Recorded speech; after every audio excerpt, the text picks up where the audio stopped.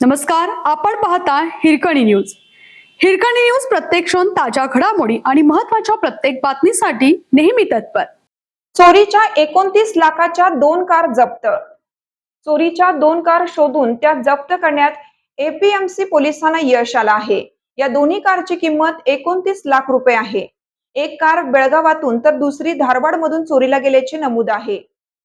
10 मे रोजी हनुमान नगर येथील कार चोरीला गेल्याची फिर्याद प्रियांका आजरेकर यांनी एपीएमसी पोलिसात दिली होती. त्यानुसार पोलिसांकडून शोध सुरू होता. त्याचा शोध घेताना एपीएमसी पोलीस मुंबईला पोहोचले.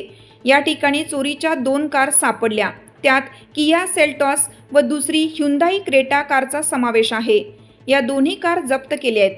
यापैकी एका कारची किंमत 14 लाख तर दुसऱ्या कारची किंमत 15 लाख रुपये आहे. FIR झाल्यानंतर अवघ्या 24 तासात पोलिसांनी कारचा शोध लावल्याने एपीएमसी पोलिसांचे आयुक्त भूषण बोरसे यांनी कौतुक केलं आहे.